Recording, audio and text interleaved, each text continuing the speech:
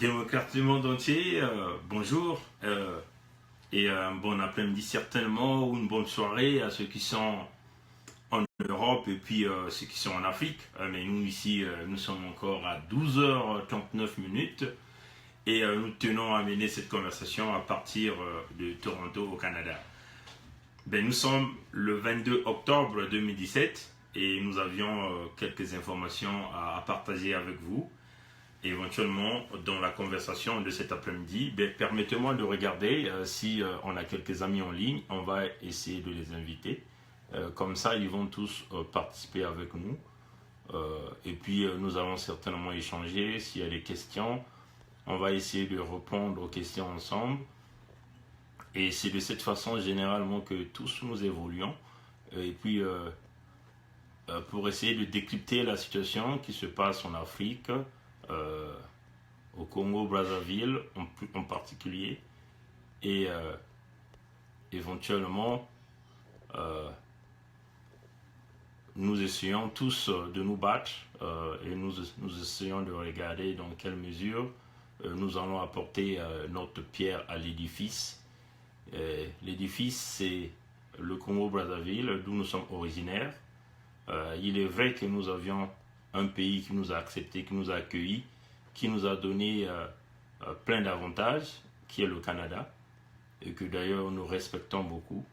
Mais nous avions un pays d'où nous venons, et nous avions des parents qui ne comptent que sur nous, et nous aussi, nous essayons de nous battre pour essayer de donner un lendemain meilleur à tous nos parents qui sont au Congo.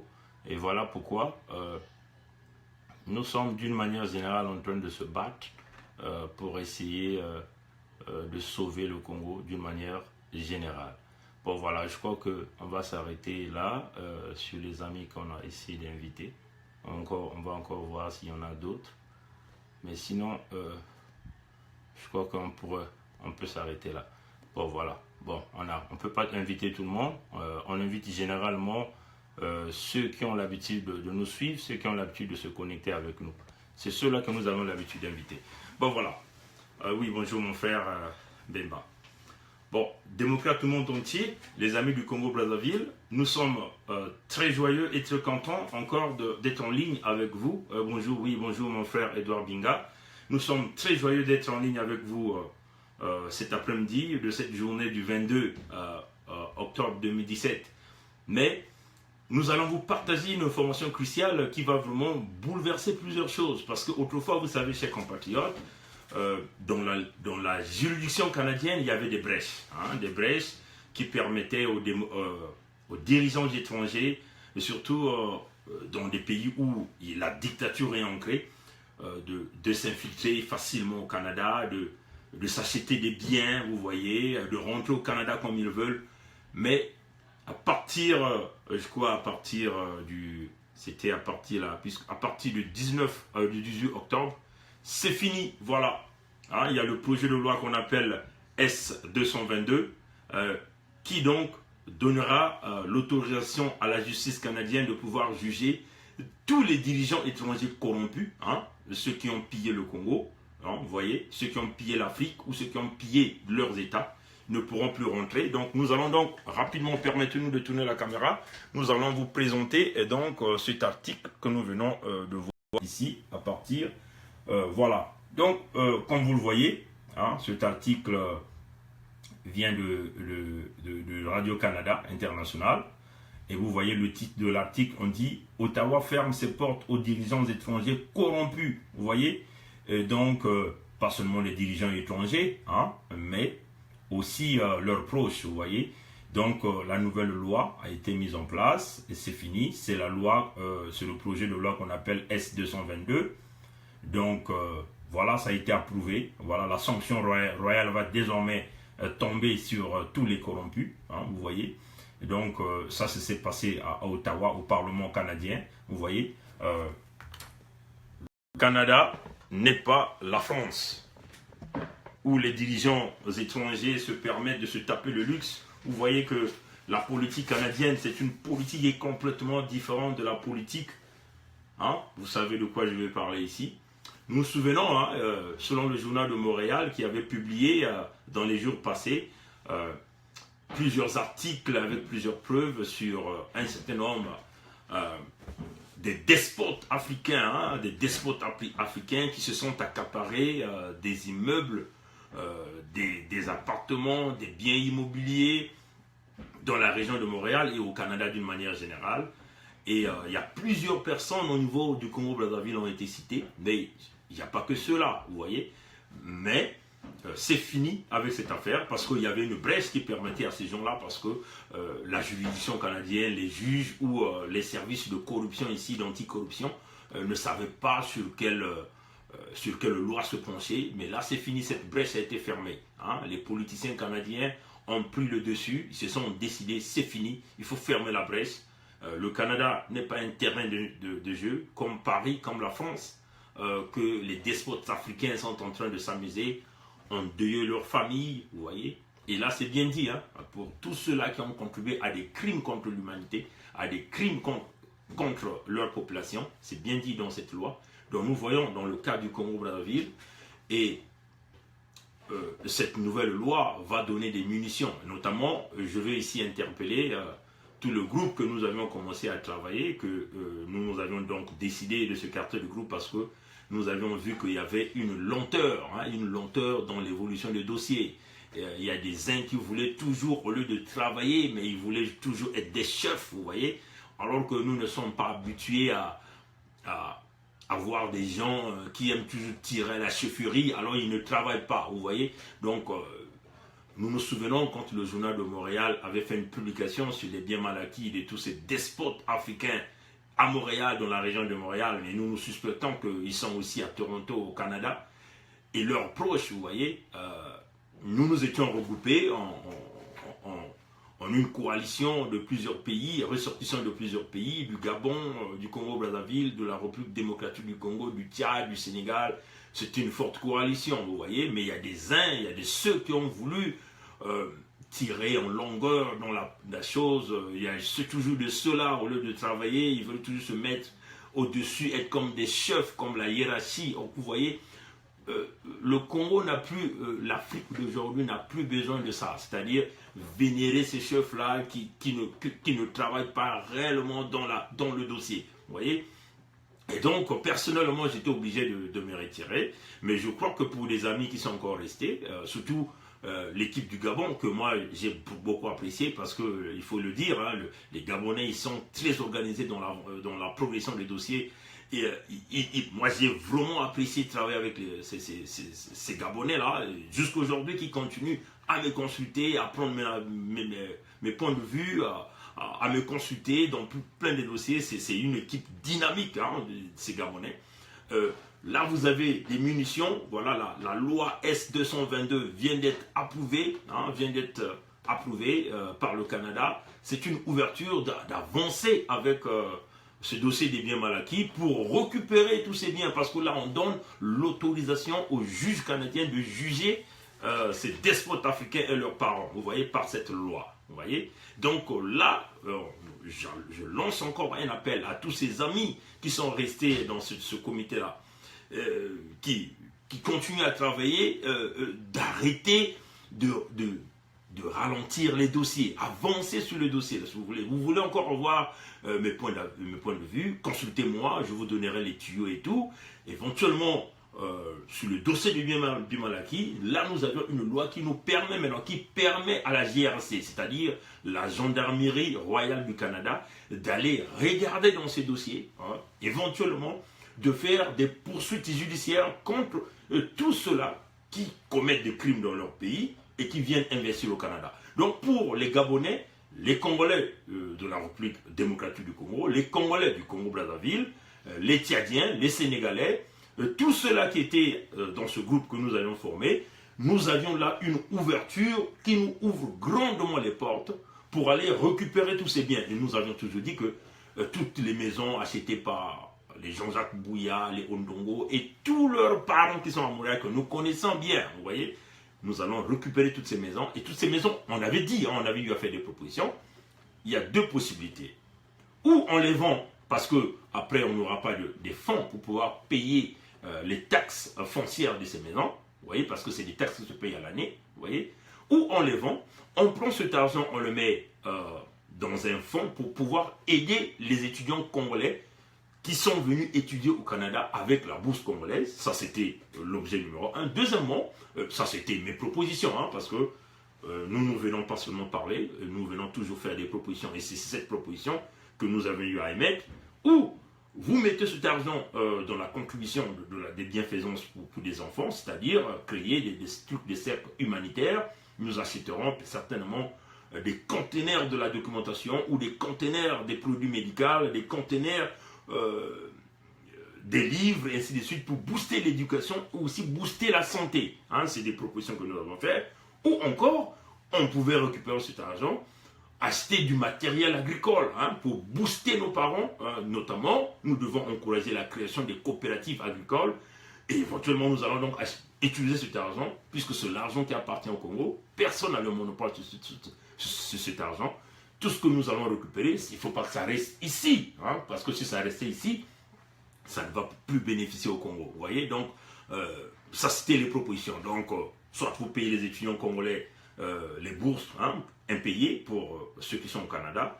Aussi, utiliser cet argent pour booster le système éducatif, notamment en payant du matériel éducatif, ou encore utiliser un fonds pour l'aménagement des écoles au niveau du Congo, construire les écoles convenablement dans les coins les plus reculés, et deuxièmement, acheter du matériel agricole, éventuellement booster les groupes de coopératives agricoles au niveau du Congo avec cet argent, si nous jamais on arrivait à récupérer tous ces biens qu'ils ont ici au Canada. Bon voilà, donc c'était ça le premier plan sur ce dossier. Maintenant, nous allons passer rapidement à une autre information que moi je pensais que c'était très crucial. Et voilà, donc donnez-moi juste un instant, voilà. Donc voilà. Donc là nous allons changer de sujet et nous allons parler des Grands Lacs. Chers compatriotes, il y a plus de 10 jours, nous avons eu à faire la vidéo ici. On vous avait présenté le chemin caché de Sassou Nguesso, ce que Sassou Nguesso avait programmé dans la sous-région. Nous avions déjà fait une sonnette d'alarme. Nous avions dit que Sassou Nguesso était en train d'organiser une réunion secrète à Brazzaville avec les chefs d'État poubelles, les reptiliens de la sous-région. Les gens ne nous ont pas cru. Nous avons même donné la date. On avait dit à partir du 19, cette réunion va se faire. Repartez dans nos vidéos, vous allez voir. Bien, ça s'est réalisé. Ce qu'ils ont appelé la conférence des pays des Grands Lacs. Ce qu'il lui l'a intitulé comme ça. Vous voyez? Et à l'issue de cette conférence, Sassou Nguesso a pris donc les règnes de cette conférence de Grands Lacs. Donc, permettez-nous de tourner la caméra. Nous allons vous présenter de quoi nous parlons. Vous voyez, c'est effectivement de ceci que nous sommes en train de parler. Si vous voyez les chefs d'État qui étaient présents à cette réunion, vous voyez, vous aviez quasiment Sassou Nguesso, vous voyez, vous aviez Kabila, vous avez Joao Lourenço, donc le nouveau président angolais, et puis vous avez Kagame, vous avez Touadéra, et puis vous avez Edgar Lungu de Zambie, sans compter les autres ressortissants qui sont venus à cette conférence-là. Bon, maintenant, qu'est-ce qu'ils se sont dit? Bon, après cette conférence, comme nous savons, Sassou est à la recherche de la légitimité. Vous voyez, à la légitimité. Dans sa recherche de la légitimité, il faut donc qu'il ait une visibilité. Vous voyez, le plan de Denis Sassou Nguesso, c'est de chercher une visibilité. Et éventuellement, il vient encore là de trouver une visibilité. Éventuellement, il a pris la relève sur la présidence de cette conférence des pays des Grands Lacs. Donc, l'Angola a remis le témoin à qui? À Sassou Nguesso. Maintenant, qu'est-ce qui se cache dans ce plan? Puisque, à l'issue de cette conférence, il y a eu ce que nous appelons, un instant, voilà, ce que nous appelons une réunion de sécurité. Hein. Et donc, dans cette réunion de sécurité, moi je vais vous le lire, ce que Ngakoso a dit. Voilà. Donc, Ngakoso dit encourager le gouvernement de la RDC agissant avec l'appui des pays de la région et de la MONUSCO à poursuivre vigoureusement la neutralisation des forces négatives et d'intensifier des opérations contre les groupes armés, en particulier les ADF, les FDLR,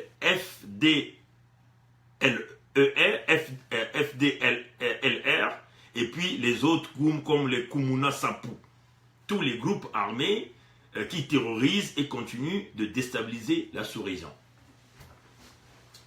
Démocrates du monde entier. Voilà, FDLR. Voilà, je ne connais pas exactement. Est-ce que c'est des forces démocratiques de libération? Ça, je ne connais pas. Mais, quand nous essayons de bien regarder, ceux qui étaient présents dans cette réunion, vous avez Kagame, n'est-ce pas? Kagame fait partie des gens qui sont en train de piller la République démocratique du Congo. Et quand ils disent encourager, vous voyez bien, hein, les termes, il faut prendre les mots. Hein. Ils sont en train d'encourager la République démocratique du Congo de travailler avec les forces des autres pays de la sous-région. Mais quels autres pays de la sous-région? Éventuellement, nous voyons ici de l'Ouganda, nous voyons ici la République démocratique du Congo, et puis certainement le Burundi que nous sommes en train de voir ici. Mais nous connaissons que la République démocratique du Congo est annexée par les forces rwandaises et ougandaises qui sont en train de piller les ressources naturelles avec, bien sûr, la complicité internationale. Vous voyez? Avec la complicité internationale.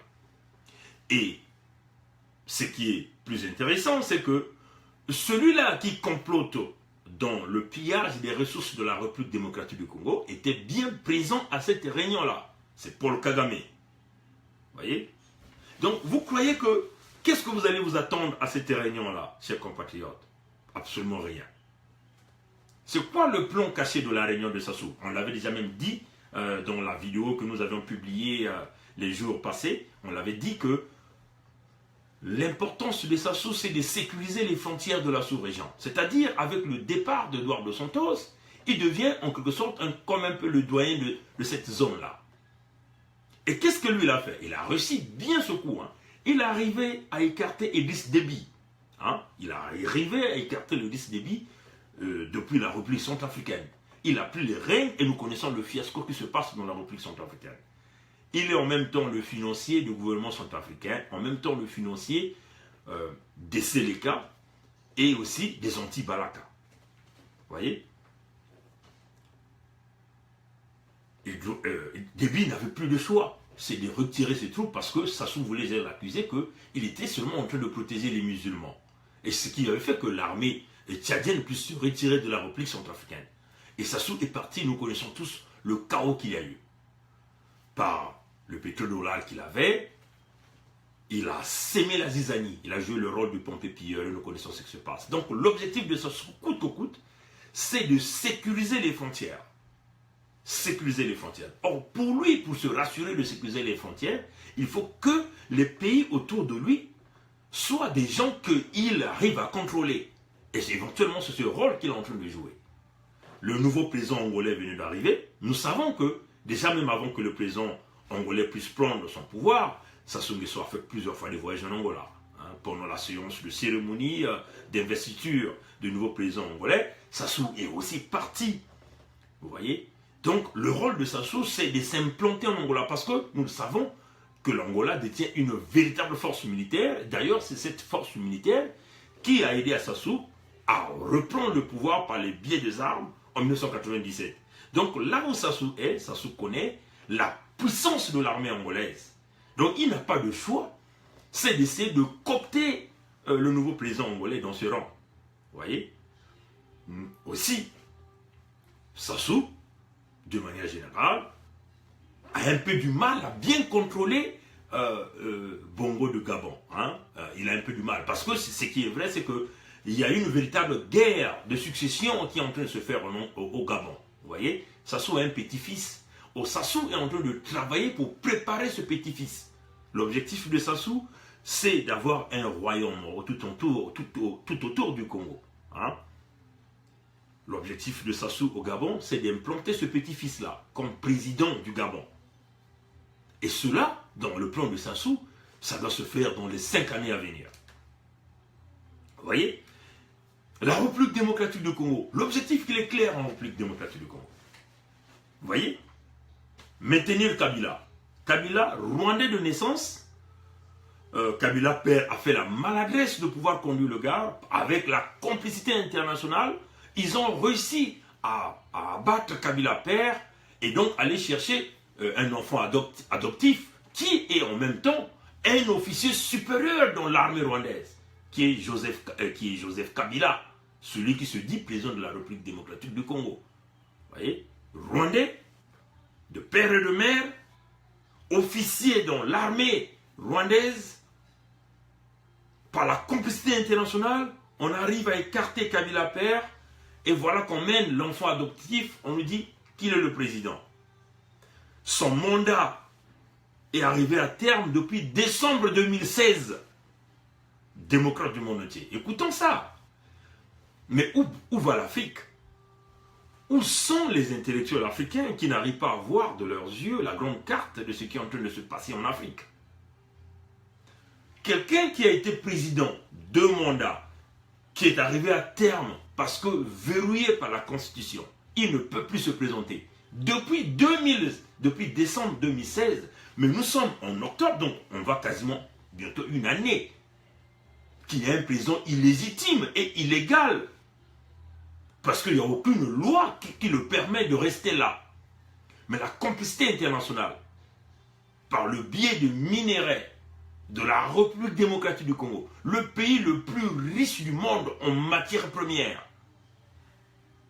est en train de se faire piller parce qu'on soutient un président illégitime, illégal et qui n'est pas congolais de la République démocratique du Congo. C'est cela qui est la vérité. Et c'est cela qu'il faut expliquer au monde. Nous, on n'a pas peur de le dire. Vous venez nous assassiner, tant pis, c'est le chemin de tout le monde. Vous voyez, on n'a plus peur de le dire. Et c'est cela qui est la réalité. Kabila, le mandat est arrivé à terme depuis décembre 2016. Mais il est encore là. Nous voyons des va-et-vient entre Denis Sassou Nguesso et Joseph Kabila. Vous voyez, l'objectif de Sassou Nguesso, c'est coûte que coûte de maintenir Joseph Kabila. Pourquoi? Parce que Joseph Kabila a une relation étroite avec le Rwanda. Le Rwanda qui est le pilleur numéro 1 des matières premières en République démocratique du Congo avec l'Ouganda. Donc le Rwanda et l'Ouganda, c'est des partenaires, des véritables partenaires par la puissance militaire que ces deux pays ont. Notamment l'Ouganda qui fabrique ses armes et ses munitions lui-même. Le Rwanda fait autant par le soutien des forces américaines au niveau du Rwanda. Si Sassou réussit à maintenir Joseph Kabila en République démocratique du Congo, ça veut seulement dire que les frontières pour pénétrer au Congo-Brazzaville par la République démocratique du Congo seront hermétiquement fermées. Éventuellement, les frontières qui pourraient permettre à des forces de rentrer par l'Ouganda ou par le Rwanda ou par le Burundi en intégrant vers la République centrafricaine ou éventuellement atteindre Oyo seront hermétiquement fermées. Donc, coûte que coûte, il faut maintenir Joseph Kabila au pouvoir, éventuellement, pour que lui, il s'assure une sécurité. Non pas seulement sa propre sécurité, mais aussi la sécurité de sa progéniture. Parce que son objectif, c'est d'implanter Kiki. Il faut le dire, Kiki aussi, qui est le maire de la République démocratique du Congo, et du père du Congo, qui est Sassou, entre guillemets, parce qu'il y a plusieurs Congolais qui le disent toujours que l'homme n'a pas les origines congolaises. Vous voyez? Donc c'est cela le plan. C'est cela le plan. Mais non, dans leur plan de contrôle de la sous-région, nous avions aussi vu le Burundi, le parti au pouvoir de Nkurunziza, venir faire des accords à Brazzaville. Le parti de Nkurunziza, notamment le secrétaire général de ce parti, est venu à Brazzaville rencontrer le PCT, le Parti congolais du travail. Notamment, ces deux partis politiques, celui du Burundi comme celui du Congo-Brazzaville, ce sont des partis nazis, c'est-à-dire exterminés les autres nations, exterminer les autres populations. Ceux qui ne font pas partie de l'ethnie Mbosi, du pouvoir, il faut les exterminer. Éventuellement, au Burundi, c'est la même chose. Et aussi avec l'aide financière qu'il a apportée au Burundi, pendant que son propre pays est dans un état de chaos financier. C'est cela le plan de Sassou. Maintenant, en ce qui concerne la République démocratique du Congo, alors, nous avions vu le fils de Kabila. Vous voyez? Le fils de Kabila. Déjà, c'est quoi son nom? Quelqu'un peut-il me rappeler le nom du fils le fils de Tshisekedi là. Il s'appelle aussi Félix, hein, Félix Tshisekedi, le fils de Tshisekedi. Comment on l'appelle? C'est aussi Félix Tshisekedi ou il a un autre prénom? Quelqu'un peut-il me le rappeler là? Si quelqu'un me suit, Félix, voilà, le fils de Tshisekedi est devenu, Sassou Nguesso est devenu son mentor. Hein, le fils de Tshisekedi, Félix Tshisekedi, Sassou Nguesso est devenu son mentor. Donc, ce fils-là fait plusieurs voyages à Brazzaville. Il y a des voyages officiels, il y a des voyages renfermés dans le titre secret, voyage secret. Et c'est quoi l'objectif de Sassou? Et Sassou est en train de convaincre Félix, le fils de Tshisekedi, d'occuper le poste du Premier ministre de la République démocratique du Congo. C'est cela le plan. Donc, Congolais ressortissants de la République démocratique du Congo, écoutez bien ces messages. Et c'est cela la réalité. Parce qu'on a les sources d'information. On a l'information. L'objectif de Sassou, c'est de faire de Tshisekedi, fils, le Premier ministre de la République démocratique du Congo, et Kabila demeure président de la République démocratique du Congo avec un projet de changement de la Constitution permettant à Joseph Kabila de se représenter une fois. Donc, quasiment pas de limite de candidature. C'est cela le plan. Maintenant, nous avons vu le fils de Tshisekedi venir plusieurs fois à Brazzaville, Kabila venir plusieurs fois à Brazzaville, leur région de la Soulac, des pays de la sous-région, des pays des Grands Lacs, ont parlé des mêmes choses dans cette réunion secrète qu'ils ont eue, la sécurisation, et Sassou, dans son plan de conquérir le Gabon, il est en train de faire venir à Brazzaville, à Pointe-Noire, une base militaire, une base navale militaire chinoise.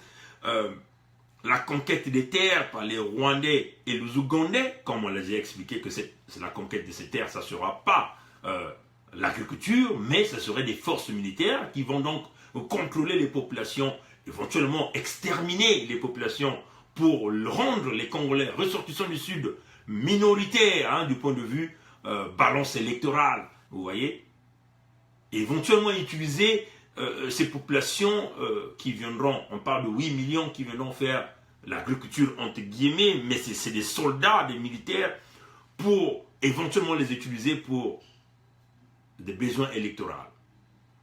Et des besoins électoraux, excusez-moi. Vous voyez, c'est cela qui est le plan. Vous voyez.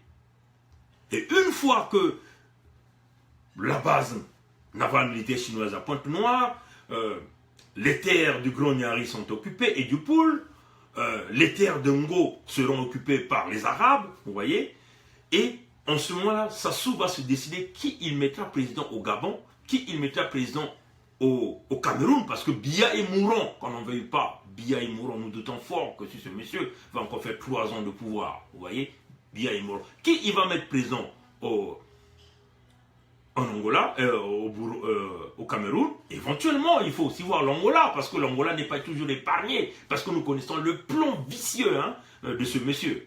Si déjà, il est en train de comploter par Déby, hein, comploter contre Déby, qui lui avait aussi aidé d'accéder au pouvoir en 1997, parce qu'il y a aussi des forces militaires tchadiennes qui sont arrivées au niveau du Congo, hein, pour déstabiliser le pouvoir de l'Issouba et l'armée congolaise à l'époque, vous voyez.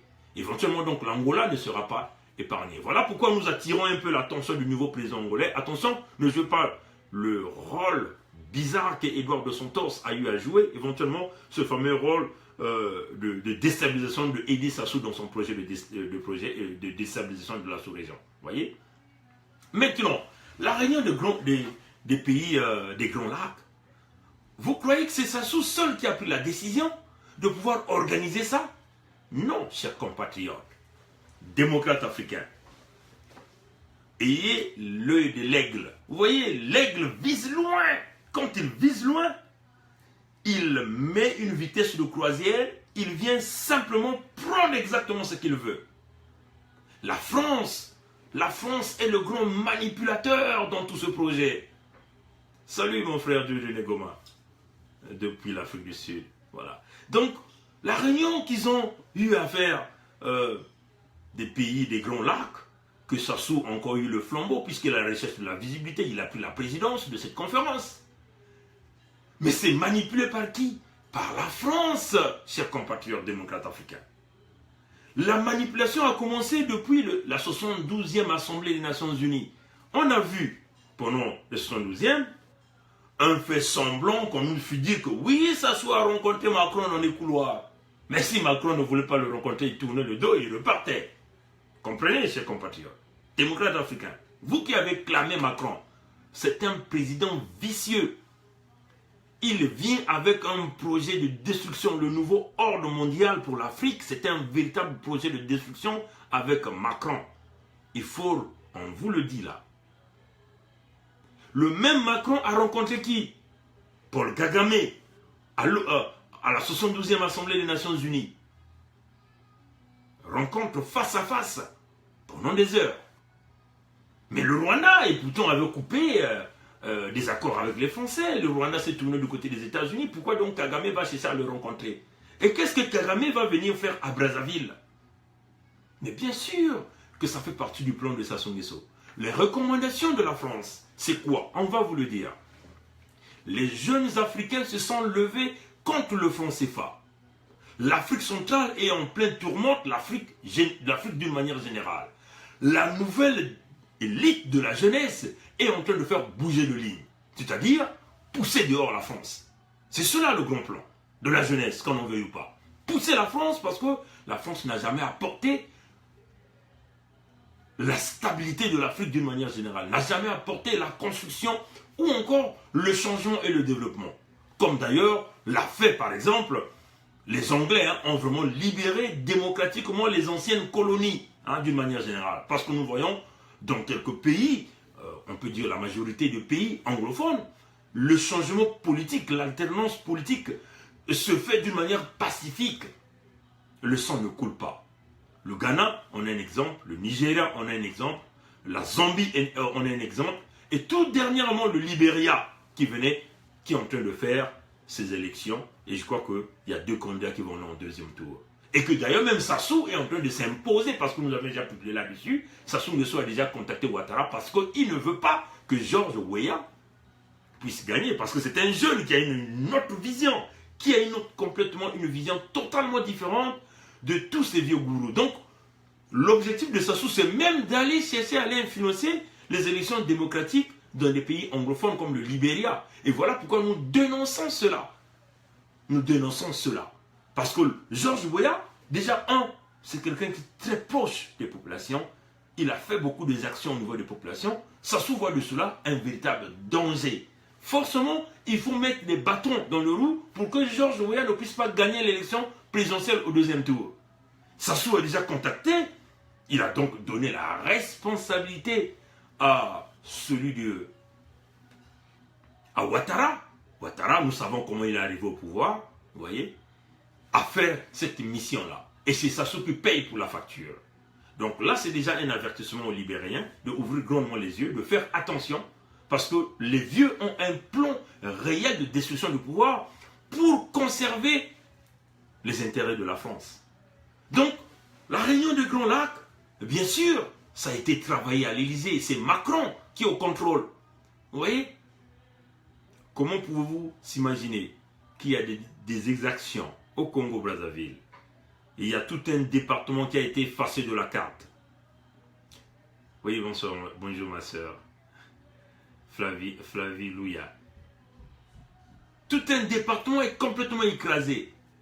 Et qu'à l'Élysée, la bouche est hermétiquement fermée. Pendant ce temps, l'Afrique, une certaine Afrique, on a sélectionné. Hein. Le même Macron, on le voit plusieurs fois dans ce qu'on appelle le groupe des 5. Donc je crois le Tchad, le Mali, le Mali, il y a encore quoi le Niger, et il y a encore quoi là? Il y a combien de pays là? La forme qu'on appelle le Sahel, comme ça, qu'on les appelle. Ces réunions qui se multiplient. Et on fait semblant d'oublier l'Afrique centrale. Vous trouvez ça normal? Non, c'est pas normal.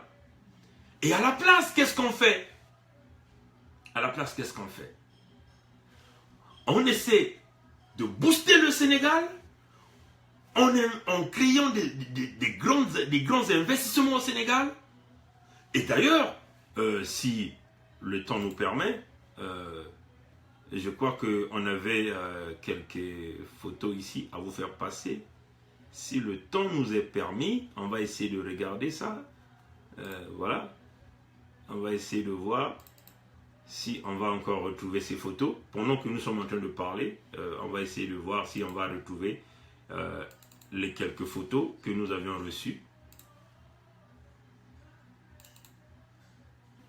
Voilà.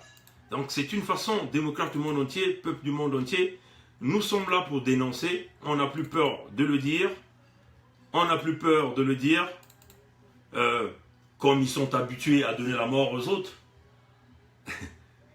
C'est le chemin de tout le monde. Dire la vérité, mourir dans la dignité, c'est cela. Vous voyez, on booste le Sénégal. Vous avez vu, tout dernièrement, il y a même eu un conseil des ministres sénégalais en France. On va vous faire voir l'image.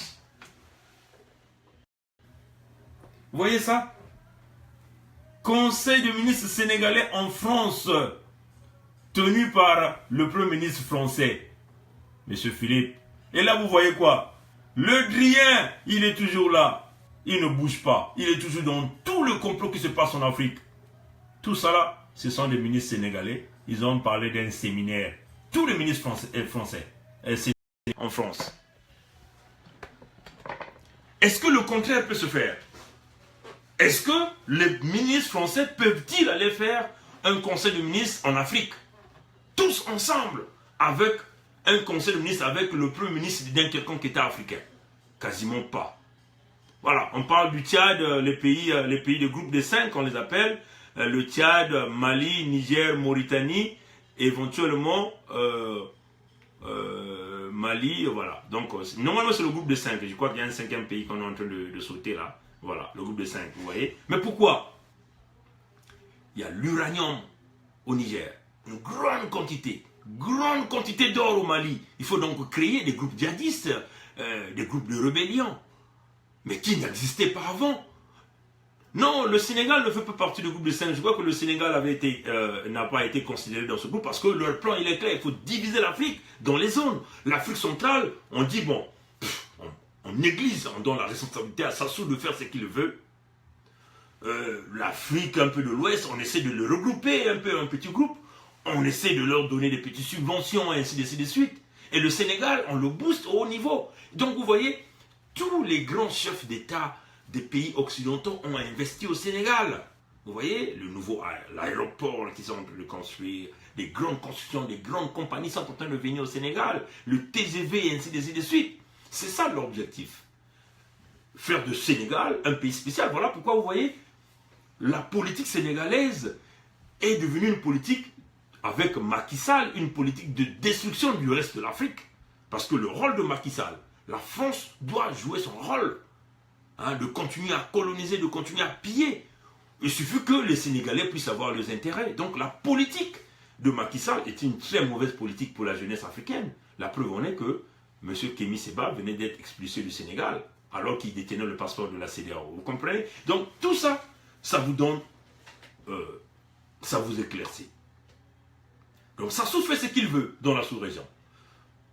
Cette réunion, ça ne vient pas de Sassou, ça vient de ce bureau de destruction de l'Afrique, du pillage de l'Afrique implanté à l'Élysée. Vous voyez? dans ce même projet, vous comprenez que, pour ceux qui suivent un peu la politique, vous connaissez, en République démocratique du Congo, il y a eu plusieurs politiciens qui ont été sanctionnés de rentrer dans les États de l'Union européenne. La France fait partie, la Belgique fait partie. Mais, vous ne trouvez pas ça bizarre que Mende, qui est le ministre de communication, je crois, le porte-parole du gouvernement, puisse donc faire tranquillement son voyage de Belgique? Vous trouvez ça normal? Alors que il avait été sanctionné. On va vous le faire passer ça, parce que nous, on aime maintenant travailler avec preuves. Voilà, vous voyez ici, Lambert Mende est à Bruxelles malgré les sanctions de l'Union européenne. Voilà, donc si vous voyez, c'est visé par les sanctions de l'Union européenne qui lui interdisent de pénétrer sur le territoire européen. Le porte-parole du gouvernement congolais séjourne actuellement à Bruxelles. Lambert Mende bénéficie d'une dérogation accordée par la Belgique. Chers compatriotes, démocrates africains, peuple du monde entier, nous comprenons qu'il y a ceux qui sont au-dessus de la loi. Il y a ceux qui bénéficient des exemptions. Pourquoi? Alors ils ont été sanctionnés et condamnés. Vous voyez, c'est de la politique à deux vitesses, à deux mesures. Là, le plan de destruction de l'Afrique, l'Afrique centrale, on a donné la responsabilité à Sassou de continuer son plan de destruction. Et les pays d'Afrique de l'Ouest, on est en train de leur mentir dans un projet, mais entre-temps, on est en train de piller leurs ressources naturelles. La République démocratique du Congo, Félix Tshisekedi va devenir le Premier ministre, Kabila va demeurer, la constitution va être changée, et si le peuple ne change pas de décision et de direction. Voilà pourquoi nous appelons les peuples d'Afrique. La République, surtout les deux Congos, la République démocratique du Congo comme la République du Congo, à s'unir afin de chasser le dictateur. Les dictateurs se sont installés avec des forces armées, du matériel militaire sophistiqué. Ils ont pillé l'argent de leur pays pour se maintenir au pouvoir avec la protection de la Belgique et de la France. Maintenant, c'est à vous, les jeunes Africains, de pouvoir comprendre ce message. Je venais de recevoir un compatriote qui est reparti du Congo, Brazzaville, qui est arrivé, il me dit « Mais vos vidéos là ne sont même pas suivies au Congo. Parce qu'ils ont des grands problèmes d'internet, de communication. Ils ne peuvent même pas télécharger même une petite vidéo de 2 minutes. » Mais moi j'ai dit à ce compatriote là, mais c'est bien normal. Alors qu'ils ont la fibre optique qu'ils ont tant inventée, le Congolais ordinaire ne peut pas avoir l'accès à l'internet. Vous voyez, ceux qui ont l'accès à l'internet à haut débit, ce sont les responsables militaires et politiques. Parce que c'est des crédits qu'ils achètent, parce que c'est des cartes spéciales qu'ils achètent, peut-être de 250 000, 500 000, 1 million, qui leur permet d'avoir cet accès-là. Et le peuple ne peut pas avoir l'information parce qu'ils ont su que la diaspora est en train de faire un travail de fond, de sensibilisation et de mobilisation pour que le message arrive au bas peuple, que le bas peuple se lève et réclame ses droits. Et qu'est-ce qu'ils ont fait? On bloque donc l'Internet, qui est l'unique moyen de communication. C'est cela le plan de destruction du Congo et de destruction de l'Afrique. Mais ne vous en faites pas. Pourquoi cela n'est pas condamnable au niveau des Nations Unies? Pourquoi on ne condamne? Voilà pourquoi je reprends les propos du président Trump. Les Nations Unies, c'est un chiffon à mettre dans la poubelle qui fonctionne sur des bases anciennes où vous avez une protection des richesses européennes au niveau de l'Afrique. C'est cela en réalité. Démocrates du monde entier, peuple africain, ouvrons grandement les yeux. L'Afrique est en train de s'autodétruire devant nous. Et si nous ne le levons pas, ça sera la catastrophe. Maintenant, en ce qui concerne le Congo-Brazzaville, nous avons, ce matin, on a vu nos frères des indignés 242 qui ont fait une très belle intervention, aller dénoncer l'arrivée de la femme de Sassou qui est venue se soigner en Europe, est venue se soigner en France. C'est quand même curieux. C'est quand même curieux que elle a le CHU qui est là-bas, n'est-ce pas? Elle a le elle a le CHU qui est là-bas, mais elle préfère venir donc se soigner. Pendant que nous sommes en train de parler, en même temps, je suis en train de chercher une information. Je ne sais pas si je vais retrouver ça. Voilà. Ok. Elle est allée se faire soigner en France, n'est-ce pas? Mais qu'est-ce qui se passe au CHU de Brazzaville? On va vous le dire rapidement. Permettez-nous, on va essayer de jouer cette vidéo. À l'entrée du CHU de Brazzaville, il n'y a quasiment pas de monde à cette heure, pourtant de grandes visites de malades. Depuis 2 mois, le plus grand hôpital du Congo-Brazzaville est devenu pire qu'un monastère, trop silencieux. Les cris angoissants des malades et les réclamations intempestives des médecins ne sont plus que depuis un moment de simples souvenirs. Les travailleurs réclament 4 mois de salaire impayés, mais les promesses des autorités ne sont toujours pas tenues. Les couloirs sont vides et lugubres, tandis que les usagers se pressent de quitter les lieux ou de vite rejoindre leurs patients. Un dispositif sécuritaire a été positionné devant le bâtiment, empêchant à tout individu, et notamment aux journalistes, d'y accéder. Difficile dans ces conditions de parler à un témoin qui s'est soustrait aussitôt à la vue de notre caméra. Le service minimum organisé s'affaiblit chaque jour et les malades, eux, payent le plus grand tribut. Bon, voilà, chers démocrates du monde, du peuple africain.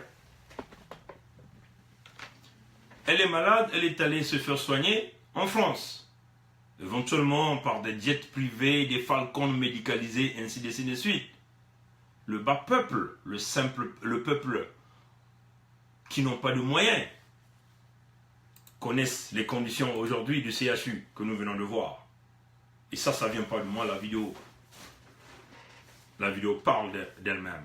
Vous voyez, chers compatriotes, démocrates africains, peuple du monde entier, c'est le temps de réveil ou jamais. Le temps de réveil. Le CHU est fermé, il n'est pas seulement fermé pour les Bas-Congo, tous les sudistes. Hein. Le CHU est fermé, et il n'est pas seulement fermé, ce centre n'est pas seulement fermé pour les Congolais du Nord. Ce centre-là est fermé pour tous les Congolais. Tu sois du Nord, tu sois un pro-Sassou. Ton parent est mourant au CHU, il va mourir parce qu'il n'y a aucun médecin qui va s'occuper de lui. Et quand nous avions lancé, nous avions vu que non, il faut qu'on relève cet équivoque de parler sud-nord parce que sinon on va vous traiter des tribalistes et tout ça. Nous, on s'en fout maintenant de ça. On a élevé cet équivoque. Et plusieurs Congolais commencent à parler. Ce matin, on a vu la vidéo de notre frère Tom Melvin depuis Londres.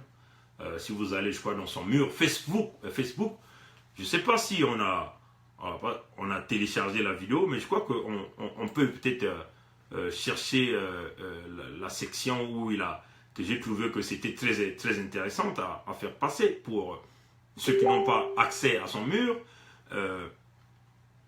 C'est cette section que nous avions trouvé que c'était très, très important quand même à vous faire passer.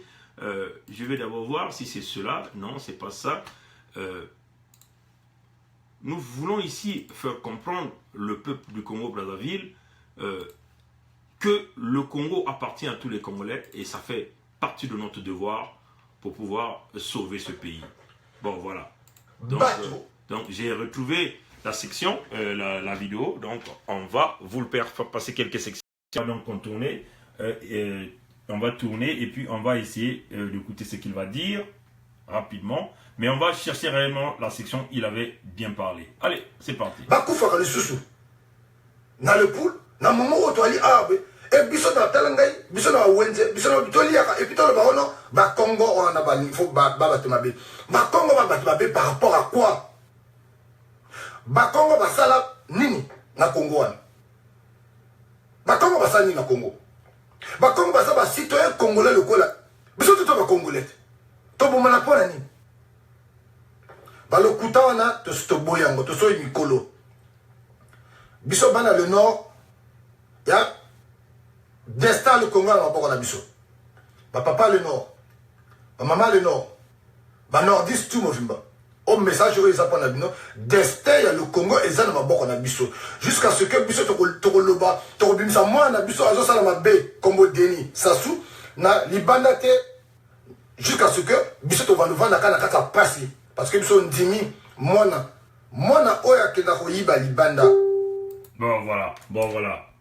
Pour ceux qui ne comprennent pas le lingala, nous allons traduire un peu. Cette vidéo elle est disponible sur son mur Facebook.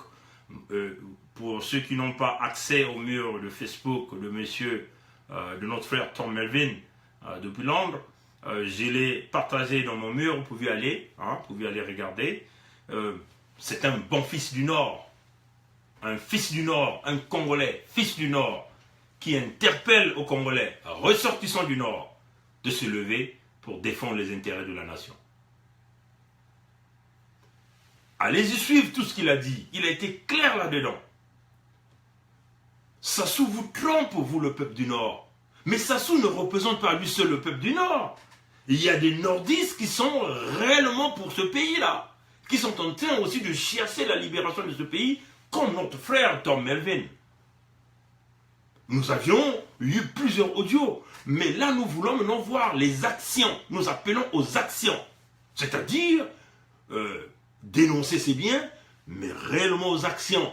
Le peuple du Nord comme celui du Sud vont s'unir pour déboulonner un homme qui brise le Congo, le criminel Sassou. C'est cela la vraie solution. Il ne peut y avoir de solution avec cet homme.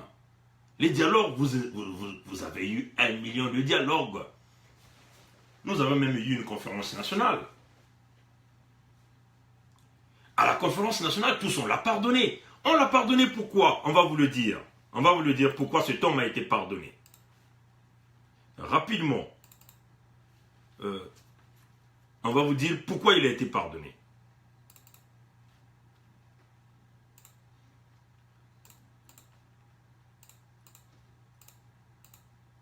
Il a été pardonné à cause de ces gens-là. Pourquoi l'homme a été pardonné? Il a eu la vie sauve à cause des religieux, les catholiques du Congo-Brazzaville. À cause des catholiques. Vous voyez? Lui là, il devient le plus puissant, n'est-ce pas? Il devient celui qui parle même au nom de lui porter là. Vous voyez? Lui qui a dénoncé autrefois la crise du poule, les bombardements, mais il devient l'allié de Sassou Nguesso. Mais nous voulons ici interpeller Monseigneur Lui Portela. Les catholiques continuent à protéger Denis Sassou Nguesso dans tous les crimes. Il a été reçu au Vatican par le pape.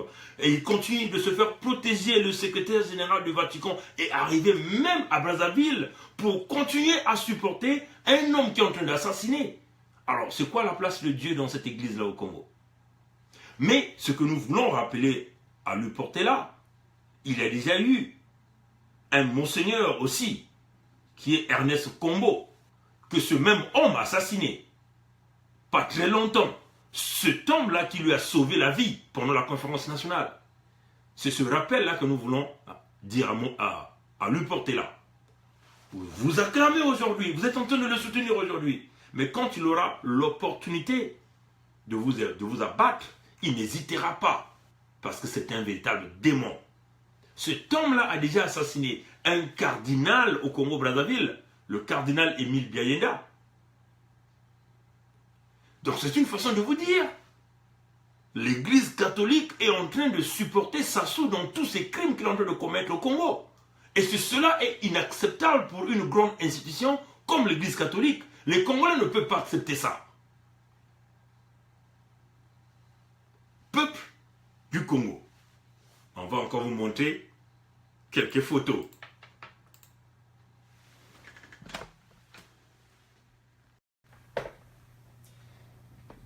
Cette photo représente une maternité au Congo. La maternité de l'hôpital de Makelekele. Alors, vous voyez les conditions où les femmes attendent d'accoucher, où les femmes ont déjà eu les enfants. Mais ces conditions-là ne sélectionne pas que tu es Congolais du Nord ou Congolais du Sud. C'est toutes les femmes qui sont dans cette salle-là. Elles sont toutes congolaises. On ne voit pas Sud-Nord, mais regardez les conditions.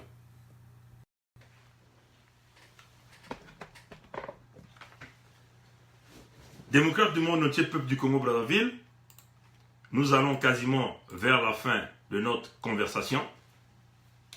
Mais il y a toujours une section que moi je trouve qui est très intéressante pour nous d'écouter. Et nous allons l'écouter 1 million de fois. Sassou a volé l'argent du Congo-Brazzaville. Donc quand tu sois un supporter de Sassou qui a perdu ton emploi, que tu sois un supporter de Sassou, toi qui ne perçois pas ta pension, que tu sois un supporter de Sassou, toi qui es fonctionnaire, qui n'arrive pas à couvrir les 2 bouts du mois parce que ton salaire est impayé, éventuellement, cet homme a volé l'argent du Congo. Bon, nous allons encore écouter ça.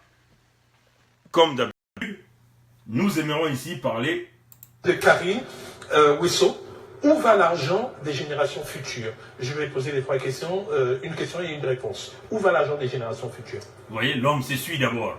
Si les générations futures, c'est qu'il est pour les générations futures est gardé pour cela.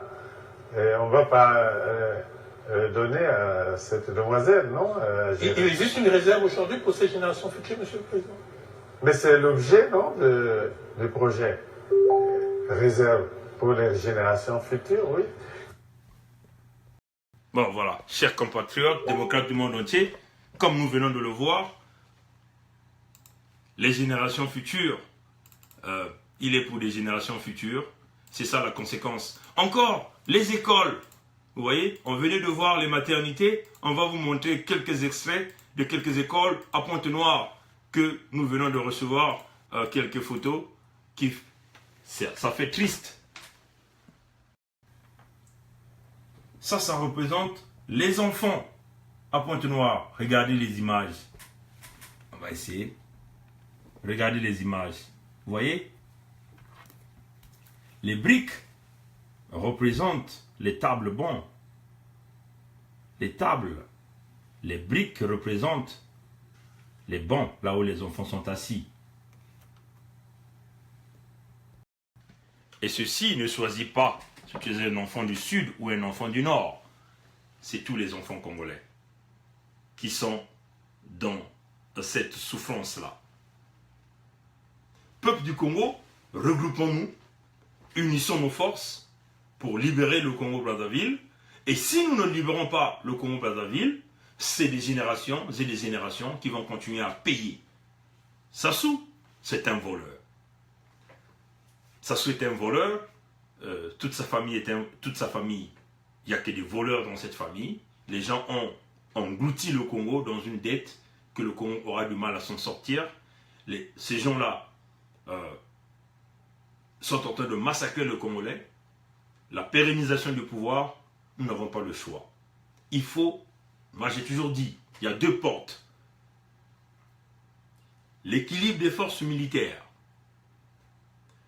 Et cet équilibre de forces militaires permettra de mettre en place une véritable force militaire qui attaquera Sassou dans son fief de Oyo, dans son bunker. Écoutez bien ça, chers compatriotes. Attaquer Sassou dans son bunker de Oyo. C'est de cette façon-là que nous allons récupérer ou briser tout l'armement que Sassou s'est amassé pour pouvoir briser les Congolais. Une fois que cet armement est récupéré et Sassou est attaqué à Oyo, les frontières seront fermées. Ou quand on mène ces actions, vous fermez toutes les frontières. La première des choses que nous allons voir, nous allons donc voir ces généraux militaires. Vous voyez, je suis en train rapidement de chercher cette photo de ces généraux militaires là. Voilà. Voilà. Tous ces généraux là. Tous ceux-là qui sont là, ce sont eux qui représentent le malheur du Congo avec Sassou Nguesso. Vous voyez, le groupe qui est en train de briser le Congo, c'est ce groupe-là. Une fois que toutes les frontières sont occupées, vous attaquez Sassou avec de l'artillerie lourde des équipements de haute technologie de pointe. Les frontières seront fermées partout, même du côté de la République démocratique du Congo. Parce que ça sera leur premier point de sortie. Ils vont chercher à fuir à Kinshasa ou en République démocratique du Congo. Et nous allons donc tous les capturer comme des petits chiens. Et puis éventuellement, on ne va pas les tuer. On va les juger convenablement. Parce qu'ils doivent d'abord payer, parce que tuer, ça sera trop simple. Vous voyez? Ils doivent payer convenablement de tous leurs crimes et de tous leurs actes qu'ils sont en train de commettre au Congo. Vous voyez? C'est cela le grand plan. C'est cela le grand plan. Bon, maintenant nous allons terminer par deux choses.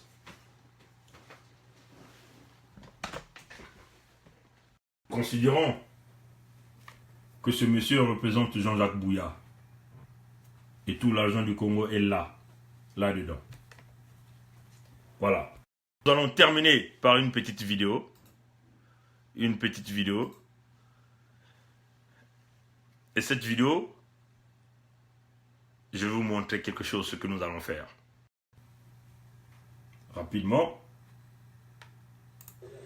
Cette vidéo montre l'arrivée de Sassou à un défilé, au niveau du Congo. Vous voyez comment l'homme se croit le plus super, le mieux gardé du monde. Même aux États-Unis, le pays le plus armé du monde, ou en Russie, soi-disant un chef d'État, ne peut pas se balader de cette façon. Regardez ça, chers compatriotes. Regardez le positionnement, soi-disant des combattants. Nous allons continuer. Regardez ça. Ce qui nous intéresse, c'est une section ici. Regardez comment l'homme est. Vous regardez ici, là, ces compatriotes. Ce n'est pas sa taille. Vous remarquerez qu'il porte un gilet pare-balles à l'intérieur. Et jusqu'au pied, il a même du mal à marcher. Regardez le costume par là. Et regardez par là. Vous regardez là, ces compatriotes. Ça démontre que l'homme porte un gilet pare-balles. Il n'a pas de choix là où il se balade. Il a intérêt de porter ce gilet-là. Nous allons rapidement vous faire démontrer encore que cet homme, quand il est dehors, il a toujours un gilet pare-balles. Et ça permet à ceux qui veulent aider le Congo de pouvoir comprendre dans quelle mesure il faut arriver à buter ce type. Voilà.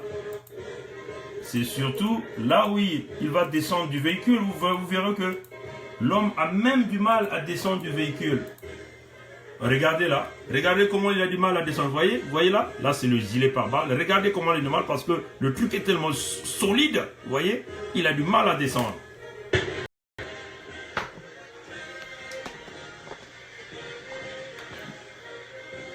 Nous nous sommes renseignés. On peut se dire quel est le type de gilet pare-balles Sassou peut porter. Il y a des gilets pare-balles à rayon magnétique avec un champ magnétique autour. C'est-à-dire, quand vous envoyez un projectile, le projectile est dévié par le champ magnétique. Vous voyez? Et nous suspectons que ce type de gilet, Sassou Nguesso peut toujours avoir. Mais il y a dans nos recherches, on a eu à découvrir aussi que il y a des balles spécifiques qu'on travaille pour pouvoir percer ce genre de champ magnétique. Aux militaires congolais qui ont la connaissance, je crois que et ceux qui ont fait des études sur l'armement, l'artillerie, peuvent certainement apporter plus d'informations. Donc vous voyez, ce type d'individu, si vous tirez des simples cartouches, généralement vous n'allez même pas l'avoir. Parce que c'est un champ magnétique qui a un rayon. Et quand vous voyez aussi certains équipements qui viennent avec lui, il y a des petits radars qui sont là avec lui, dans ces véhicules-là. Et ces radars-là ont un seul objectif, éventuellement essayer de détourner des projectiles, de pouvoir arriver à ce rayon-là. Vous voyez? Et l'homme est obligé de se balader comme ça, avec tout un système balistique autour de lui, pour se protéger, parce qu'il sait qu'il est en train de faire le mal. Mais, vous comprenez bien qu'une simple balle, vous n'allez pas la voir. aux militaires congolais, les intellectuels, ceux qui veulent nous aider pour sauvegarder le Congo, avec une simple balle, vous n'allez pas avoir cette arme. Vous n'avez que deux choses ici. Ou vous retrouvez les véritables équipements qui vous permettra de percer le champ magnétique, ou vous lui envoyez un drone avec une forte charge. Et à cela, nous demandons aux Américains de nous aider, aux Canadiens, aux Anglais. Ne comptez pas sur les Français, parce que la France est pour ce temps, pour le maintien de la dictature en zone d'Afrique centrale, au risque de perdre le franc CFA, au risque de perdre cette jeunesse. Ils sont donc obligés de maintenir la dictature, éventuellement essayer de renforcer les reptiliens, les présidents poubelles qui existent déjà. Et vous voyez, ces reptiliens sont maintenant dans une phase aiguë d'extermination des populations. Ils ne vont plus badiner, ils vont tirer sur tout le monde. Une seule façon. Les parents de Sassou du Nord se lèvent, ceux du Sud se lèvent, tous ensemble au même moment, partout dans tout le pays, pour une révolution populaire. C'est cela. Nous avons autrefois chanté, Yombi a tout volé, mais Yombi travaille maintenant pour Sassou. Ce qui compte pour Yombi, c'est son pécule, c'est son argent. Il n'est pas là pour le peuple, pour toi, ressortissant du Nord, ressortissant du Sud. Vous comprenez que les écoles que nous avons montrées ne choisissent pas les enfants du Nord ou les enfants du Sud. Les hôpitaux que nous avons montrés ne choisissent pas les Congolais du Nord ou les Congolais du Sud. La galère, la souffrance a atteint tout le pays. Cet homme a tout volé. Il a trahi la nation congolaise. Il ne mérite plus d'être là. Il mérite d'être chassé par le peuple. Les deux portes, vous devez l'étudier par cet équilibre de forces militaires où vous lui envoyez une charge de drone où vous trouvez ceux qui vont percer le champ magnétique de tout son système de balistique qu'il a mis autour pour essayer de se protéger. Que Dieu bénisse le Congo-Brazzaville, que Dieu bénisse les femmes du Congo, et que surtout la jeunesse congolaise comprenne que le temps de la manne est terminé. C'est l'heure ou jamais qu'il faut se mettre en action pour sauver le Congo. Merci d'avoir suivi cette vidéo et partagé, et on vous revient prochainement. Merci et passez un bon dimanche. Au revoir.